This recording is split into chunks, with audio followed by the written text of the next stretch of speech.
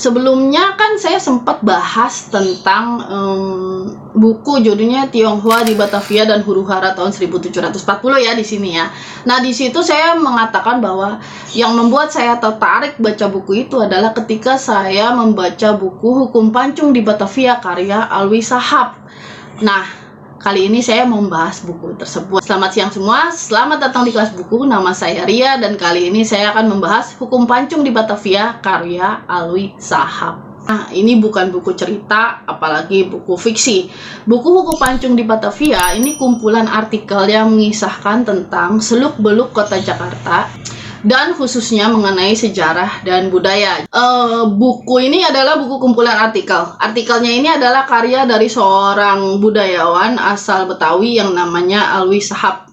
Artikel-artikel ini diterbitkan di harian Republika. Ya, buat saya ini menarik banget ya. Yang pertama, saya senang banget sama sejarah. Yang kedua, saya adalah orang Betawi Sunda gitu. Jadi buat saya baca buku ini menyenangkan. Saya pun tinggal di Jakarta gitu. Jadi benar-benar mengisahkan gimana sih sejarah kota saya. Buat saya sih semua artikel di sini menarik ya, karena ya bisa dibilang nostalgia lah antara apa yang pernah diceritakan oleh kakek saya misalnya dulu, karena kakek saya kan namanya kakek-kakek sering cerita, wah dulu tuh di daerah ini ada terjadi kayak gini, dulu tuh daerah itu tuh kenapa disebut pecah kulit, itu karena ada orang dihukum oleh Belanda dengan cara ditarik pakai kuda gitu. Jadi tangan, kaki itu semuanya ada 4 kuda, terus ditarik 4 penjuru, dan kemudian orang itu kan sobek ya badannya, dan daerah itu kemudian disebut pecah kulit. Kenapa Tanah Abang disebut Tanah Abang?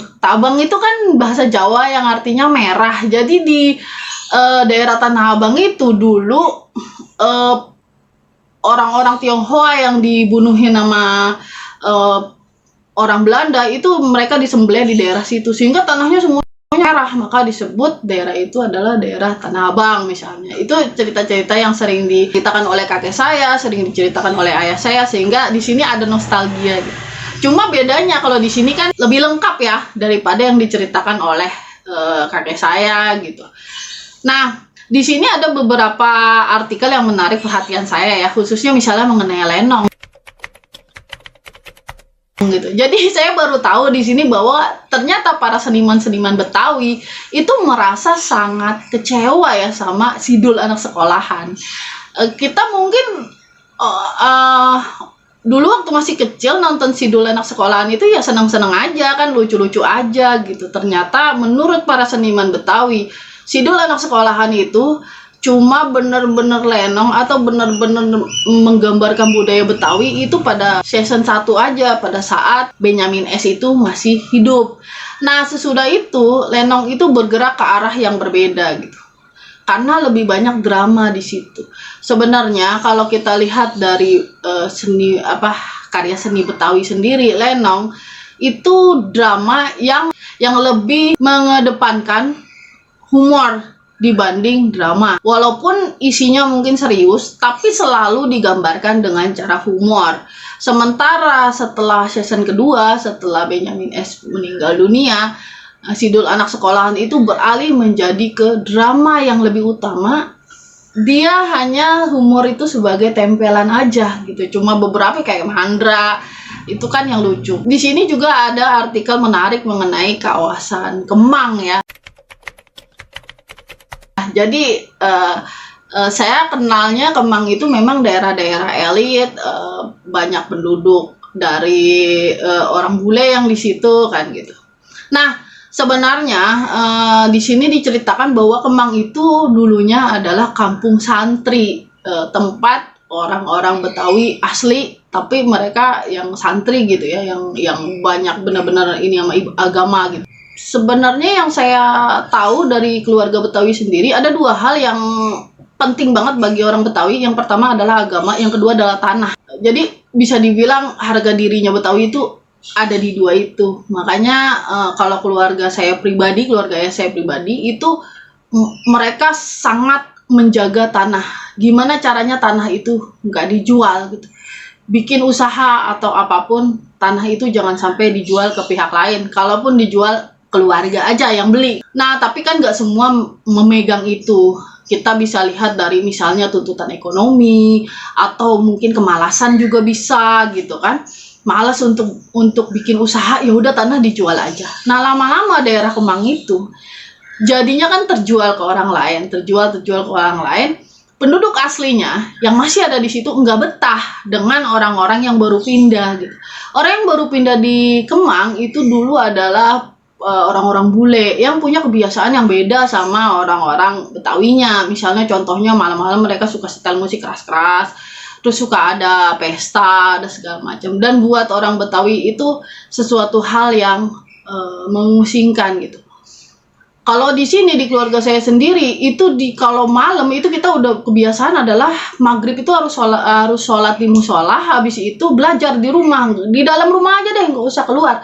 Main itu malam Sabtu atau malam Minggu, besoknya libur, malam boleh ada main gitu. Jadi kita main di lapangan kalau malam. Tapi kalau besok malam sekolah nggak boleh main gitu. Jadi biasanya kalau malam itu emang daerahnya sepi, tenang, nggak ada orang keluar-luar, paling ronda aja yang keluar. Nah, ini kan kebiasaannya beda sehingga banyak orang-orang Betawi makin gak betah di situ melihat tetangga-tetangganya seperti itu. Akhirnya mereka jual juga rumahnya. Mendingan saya cari tempat yang lebih ke kampung dan kemudian saya bisa dapetin tanah yang lebih luas juga di sana gitu kan.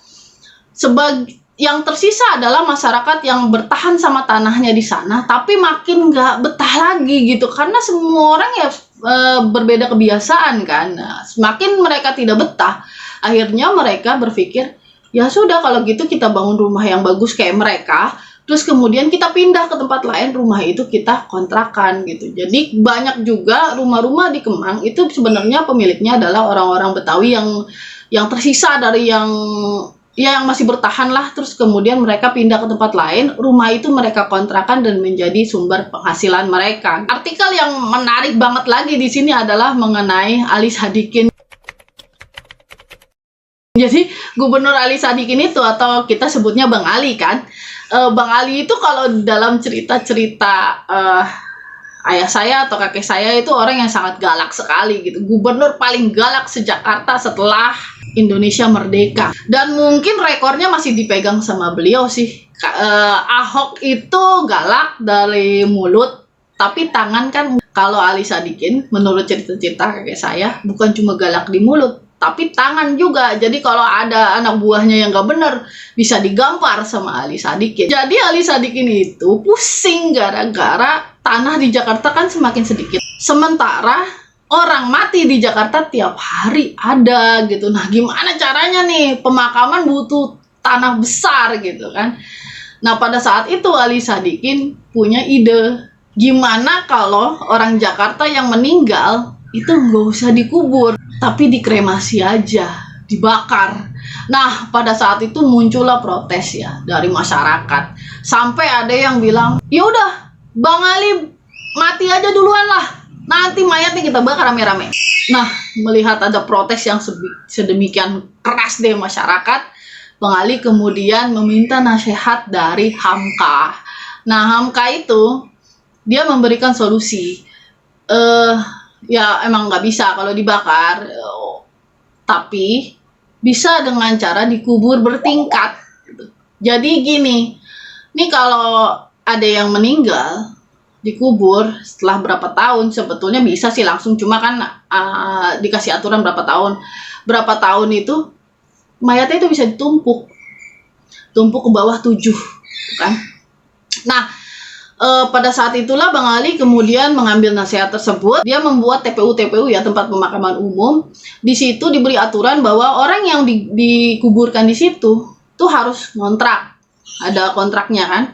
Nah, kalau dia udah nggak sanggup untuk ngontrak, maka dia sama aja setelah berapa tahun tidak bayar kontrakan kuburan tersebut, maka dia membolehkan, itu artinya dia membolehkan jenazahnya itu ditumpuk sama jenazah lain gitu. Jadi digali lagi lebih dalam, jenazah yang sebelumnya dimasukin lagi ke dalam dan kemudian ditumpuk di atasnya, seperti itu. Nah, jadi pada saat itu terjadi penggusuran 30 lokasi TPU di Jakarta gitu. Jadi 30 lokasi TPU di Jakarta itu digusur sama Bang Ali, mayatnya itu atau kerangka-rangkanya itu dipindahkan ke TPU yang sudah ditetapkan oleh pemerintah, tapi TPU tersebut diperluas, jadi perluasannya 30 hektar.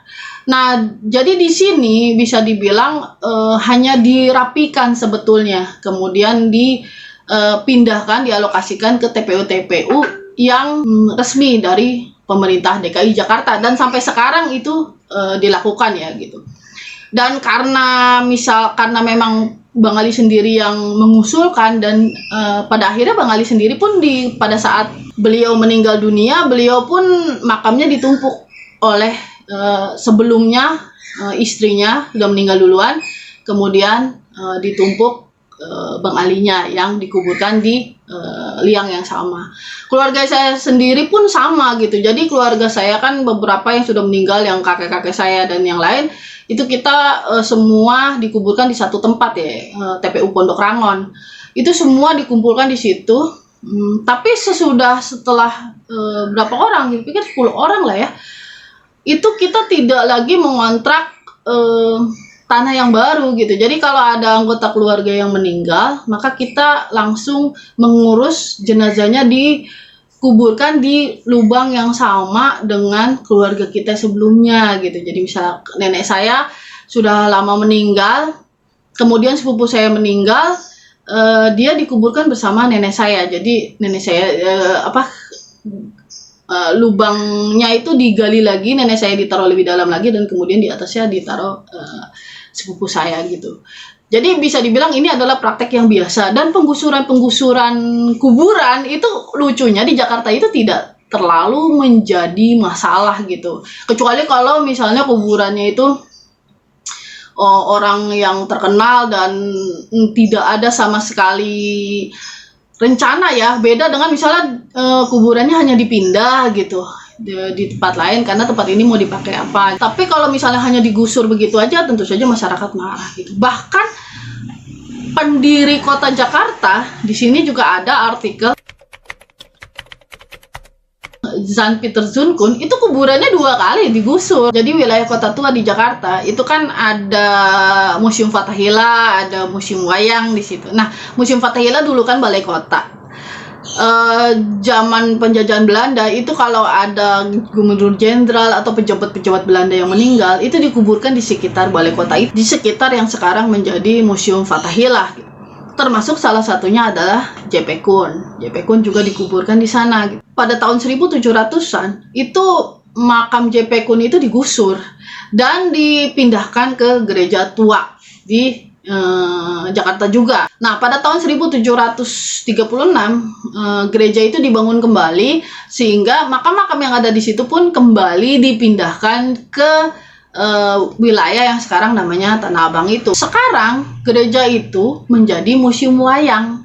Nah, kalau Anda pergi jalan-jalan ke kota tua, Anda masuk ke museum wayang, nah di situ tuh ada nisan, bekas nisannya JP Kuhn di sana gitu. Jadi bisa dibilang pendiri kota Jakarta juga makamnya digusur-gusur. Oke, buku ini ya sangat menarik ya buat Anda yang suka sama sejarah. Terus di sini jadi cara dia menceritakannya itu tidak panjang gitu, tidak dari tahun segini sampai tahun segini, enggak kayak gitu. Dia hanya menceritakan satu tempat, satu peristiwa kecil-kecil gitu. Jadi menurut saya ini menyenangkan banget untuk bahan bacaan ringan. Mungkin kalau orang yang nggak suka sejarah tapi emang pengen tahu juga tentang nama-nama tempat, daerah-daerah yang menarik gitu di Jakarta, ini juga menarik. Cuma masalahnya buku-buku kumpulan artikel dari Alwi Saab ini untuk sekarang agak sulit ditemukan di toko-toko buku ya. Mungkin Anda bisa menemukan di toko-toko buku bekas. Kadang di online tuh suka dijual juga buku-buku bekas. Biasa sih dari tangan pertama gitu. Mungkin ada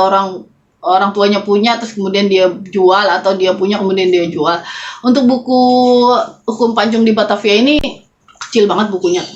Bukunya itu bukan, jadi bentuknya seperti ini, tidak terlalu tebal, tebalnya itu hanya 208 halaman gitu. Isinya ada sekitar 32 artikel. Oke, sampai di sini pembahasan buku kali ini. Kalau ada yang salah, ada yang mesti diperdebatkan, silakan tulis aja di kolom komentar di bawah ya. Akhirul kalam, assalamualaikum warahmatullahi wabarakatuh.